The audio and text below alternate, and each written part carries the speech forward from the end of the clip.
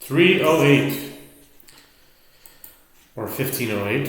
308 Israel Standard Time, Daf Yomi, Tractate Makos, page 18b. Top of the page is the words Kol Shiva Kodesh Pasul. Ba hakatuv li'tein lo ta'aseh al achirato hani milech ha'likodim pasul lo chazeh hacha likodim pasul lo chazeh. It is derived that with regard to any item that is sacrificial and disqualified for whatever reason, the verse comes to impose a prohibition upon its consumption. The Gemara explains this matter applies only in a case where before its disqualification it was fit. Here it is a case where before its disqualification it was not fit either, and therefore the prohibition does not apply. Ke'idach de Rabbi Eliezer, Titanya Rabbi Eliezer Omer, Kolshu be'chlir tiyeh, Liten lo taseh al chilato, En hachanami, V'rava mehaikra kama. The Gemara suggests, and let him also be flogged in accordance with the other statement of Rabbi Eliezer, as it is taught in Braita, that Rabbi Eliezer says with regard to any item that is included in the mitzvah, it shall be burned in its entirety, Leviticus 6:16. The verse serves to impose a prohibition upon its consumption, as it is written, it shall be burned in its entirety, it shall not be eaten, Leviticus 6:16. The Gemara explains, yes, it is indeed that, so that according to Rabbi Shimon, one is flogged for violating this prohibition as well. And Rava is saying that from this verse he is interpreting that it is derived that one is flogged with 5 sets of lashes according to Rabbi Shimon. Amar Rav Gidal Amar Rav Siman Kuza Kohen she'ochal Mechaltat ve'asham lefnei zrika loke. Mai taime te'amar kro ve'achlu esam asher kupar ba'im achar kapara in lefnei kapara la lav haba miklal aseh lavu. Rav Gidal says that Rav says a statement about a priest, a Kohen, and another statement about a non-priest, a Zar. So there's a simon that comes. It's called Kuza. Maybe that's Kohen and Zar, perhaps. It looks like it. Before proceeding, the Gemara provides the monetary statements: Kaf, Vav, Zayin, Aleph, Kuza. Rav says a priest who ate of a sin offering or a guilt offering before sprinkling their blood on the altar is flogged. What is the reason that he is flogged?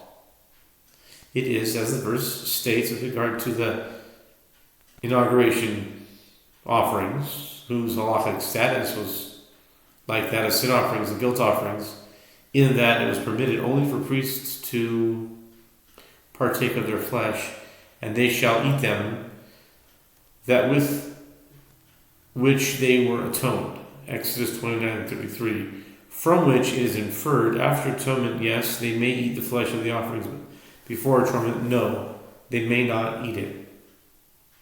And in Rav's opinion, the status of a prohibition that stems from a positive mitzvah is that of a prohibition for which one is flogged.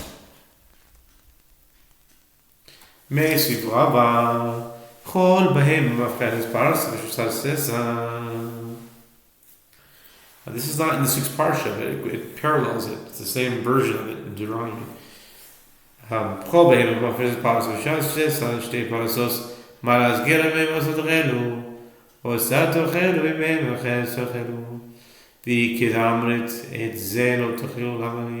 raises an objection based on the verse, and every beast that splits the hoof and has the hoof cloven in two and chews the cud among the animals that you may eat. Deuteronomy 14:6. From which a prohibition may be inferred that you may eat, but there is not any other animal that you may eat. The Torah prohibits eating the flesh of any animal that lacks the indicators that it is a kosher animal. And if it is, as you say, that an inference from a positive mitzvah entails a prohibition, why do I need the following verse? This you may not eat, Deuteronomy 14, verse 7, as it was already inferred from the mitzvah. Rather, apparently the status of a prohibition that stems from a positive mitzvah is that of a positive mitzvah, and one is not liable to receive lashes for its violation. Ela itmar achi itmar.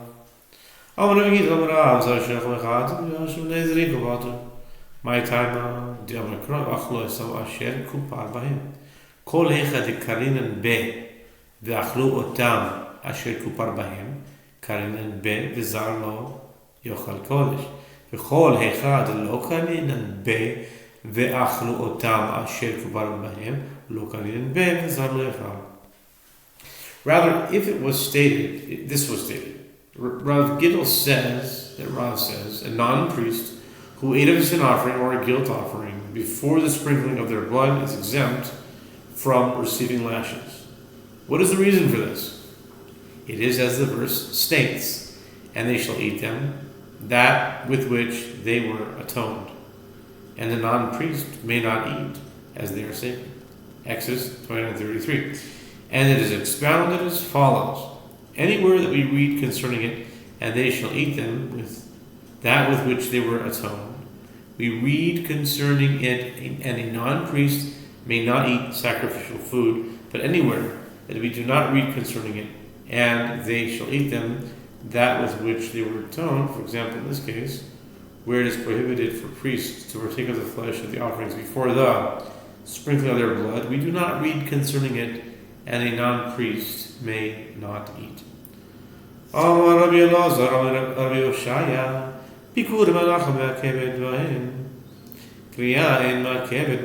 The Gemara resumes the discussion of the halakha that was mentioned in the Mishnah with regard to the Torah verses that one recites when he brings his first fruits to the temple. Rabbi Elazar says that Yehoshua says, with regard to first fruits, the lack of placement alongside the altar invalidates them, and they may not be eaten by the priest. The lack of recitation of the accompanying Torah verses does not invalidate them. Umi amar Rabbi Elazar hachi, amar Rabbi Elazar, amar Rabbi Yehoshua, he frish bikurim kodim lachag, v'avar lehem chag yir rakvu, ma'elav mishum delo matzir mikre alehen, v'so b'dadech charia en makev bahem, ama yir kavu. The Gemara asks, and did Rabbi Elazar say that? But doesn't Rabbi Elazar say that Rabbi Yehoshua says if one set aside first fruits before the festival of Sukkot, and the festival elapsed over them while they remain in his possession, they shall be left to decay as they cannot be rendered fit for consumption? What? Is it not that they cannot be rendered fit due to the fact that he can no longer recite the Torah verses over them, as one may recite the Torah verses only until Sukkot? And if it enters your mind to say that the lack of recitation does not invalidate them, why must they be left to decay? Kedera bizera, kedera bizera, kedera bizera, kedera bizera, kedera bizera, kedera bizera, kedera bizera. Kedera bizera. Kol roy lebila, ein v'rim b'keves bo, kol shein roy lebila, ve'il b'keves bo. The Gemara answers, Rabbi Elazar holds in accordance with the Kedera bizera, as the Rizera says a principle with regard to a meal offering that applies to other areas as well. For any measure of flour that is suitable for mixing with oil in a meal offering, the lack of mixing does not invalidate the meal offering. Okay? Even if there is a mitzvah to mix the oil and the flour ab initio, the meal offering is fit for sacrifice, even if the oil and the flour are not mixed. And for any measure of flour that is not suitable for mixing with oil in a meal offering, the lack of mixing invalidates the meal offering. Here too, although failure to recite the Torah verses does not invalidate the first fruits for consumption by the priest, that is referring only to when reciting the portion is possible. After Sukkot, when it is no longer possible to recite the portion, failure to recite the Torah verses invalidates the first fruits.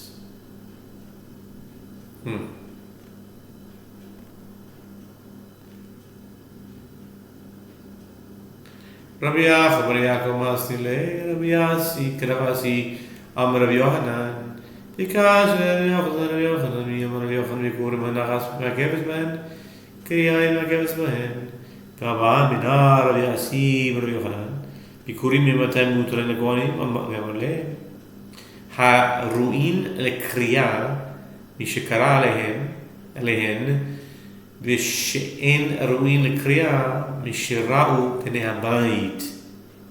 Rabbi Yaakov teaches this halakha that was cited in the name of Rabbi Elazar as the statement that Rabbi Asi says, that Rabbi Yochanan says, and as a result, an apparent contradiction between this one statement of Rabbi Yochanan and another statement of Rabbi Yochanan is difficult for him.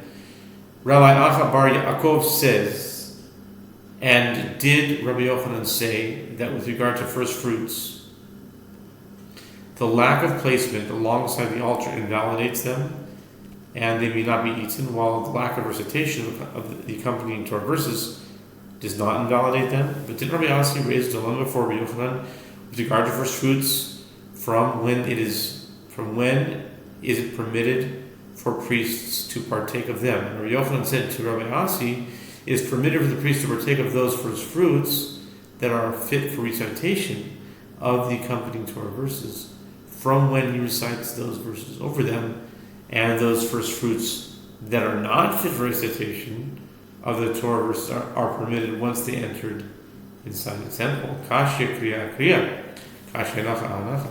Rabbi Yochanan apparently holds that first fruits that are not fit for recitation are not invalidated. In addition, he did not mention placement of the first fruits, indicating the lack of their placement does not invalidate them for consumption by the priest. The Gemara notes the apparent contradiction between one statement of Rabbi Yochanan with regard to recitation and another statement of Rabbi Yochanan with regard to recitation is difficult. And the apparent contradiction between one statement of Rabbi Yochanan with regard to placement and another statement of Rabbi Yochanan with regard to placement is difficult. Kriya kriya lokashya, Harabi Shimon, Harabanan, Hanacha Hanacha, Nami lokashya, Harabi Huda, Harabanan. The Gemara answers, the apparent contradiction between one statement of Rabbi Yochanan with regard to recitation and another statement of Rabbi Yochanan with regard to recitation is not difficult. As in this statement, that when recitation is impossible, lack of recitation invalidates the first fruits, is in accordance with the opinion of Rabbi Shimon cited in the Mishnah, and that statement which states that when recitation is impossible, lack of recitation does not invalidate the first fruits, is in accordance with the opinion of the rabbis. The apparent contradiction between one statement of Rabbi Yochanan with regard to placement and another statement of Rabbi Yochanan with regard to placement is not difficult either, as this statement, the lack of placement does not invalidate the first fruits, is in accordance with the opinion of Rabbi Yehuda, and that statement which states that lack of placement invalidates the first fruits is in accordance with the opinion of the rabbis. My Rabbi Yehuda, the Tanya. Yehuda Omer v'hinachto zu tenuva, ata Omer zu tenuva, o eino ela hanacha mamish, כשהוא אומר והניחו, הרי הנחה אמור, המה אני מקיים והנחתו זו תנופה. The Gemara asks, what is the statement of Rabbi Yehuda? It is as it is taught in a brighter. Yehuda says with regard to the verse written in the portion of first fruits, and you shall place it before Lord your God, Deuteronomy 26:10, that the reference is not to the placement of the fruits alongside the altar, rather, this is a reference to waving the first fruits. Do you say that this is a reference to waving, or perhaps it's a reference only to actual placement of the first fruits? He explains when it states earlier, and the priest shall take the basket from your hand and place it before the altar of the Lord your God, Deuteronomy 26:4. Placement alongside the altar is already stated. How do I realize the meaning of the term, and you shall place it? This is a reference to waving. Uman Tanan Panagale, Rabbi Yehuda, Rabbi Eliezer ben Yaakov, he, the Tanya, Bracha Kona Tena Miyadecha.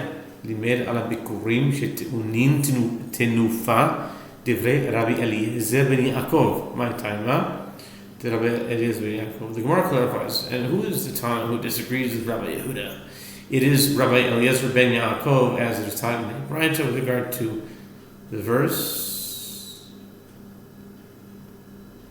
written in the portion of first fruits, and the priest shall take the basket from your hand. Deuteronomy 26, verse 4.